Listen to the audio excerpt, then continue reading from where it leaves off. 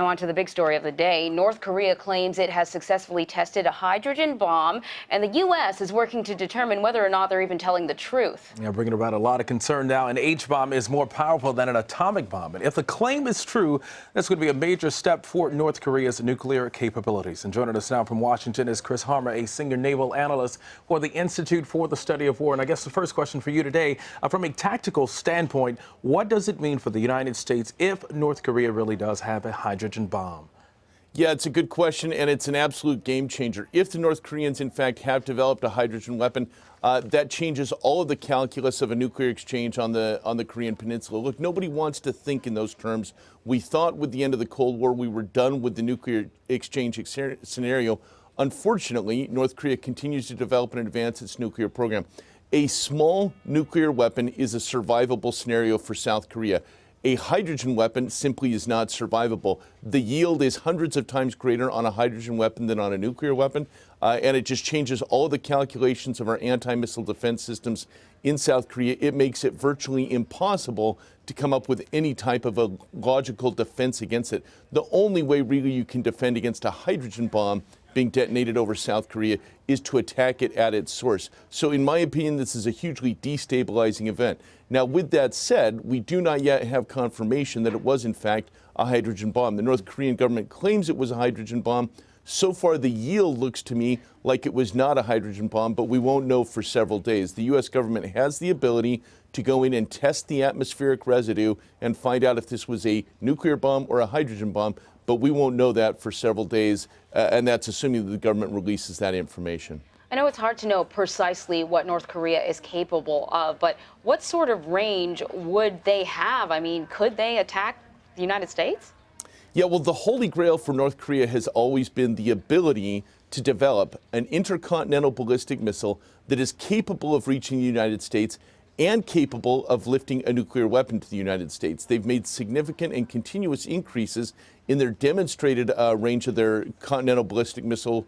Nothing yet that I think can carry a nuclear warhead to the United States, but they're certainly on track with that.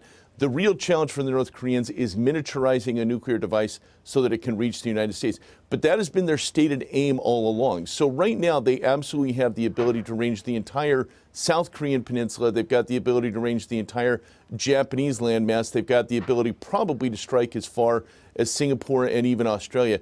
They do not yet have the demonstrated ability to strike as far as the United States. So clearly, this is a bad development. Even if it's just a nuclear weapon, it's still a bad development. It's another successful nuclear test for the North Korean regime. Well, Chris, the entire world has been keeping its eye on this leader for quite some time now. What does North Korean leader Kim Jong-un want out of all of this? Yeah, the first thing I learned about trying to analyze North Korea, I was stationed in Japan from 2002 to 2005. I was deeply involved in military training and exercises. The best advice I ever got was don't try to understand the North Korean regime. They're completely immune from external analysis because the way they act is so contrary to what we would think is in their best interest. As far as we can tell, the only thing that the North Korean regime is interested in is maintaining its power, suppressing its own people against this imaginary threat that the rest of the world's going to invade North Korea. So they're developing this weapon, I believe, as an antidote to any external meddling in their internal affairs. Now, with that said, it's obvious that North Korea is a complete police state. Anybody who can get out does, but for all practical purposes, they've enslaved their own population in service of this dictatorial regime. You know, North Korea has a few allies. China is one, but another ally is Iran, and they have worked together. The two countries have worked together before in terms of technology.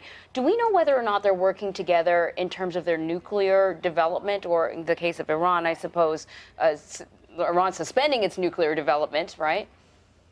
Well, we know for a fact that there's been significant technology transfer from North Korea to Iran on other weapon systems. For example, the Iranian submarine program is entirely a copy of the North Korean submarine program.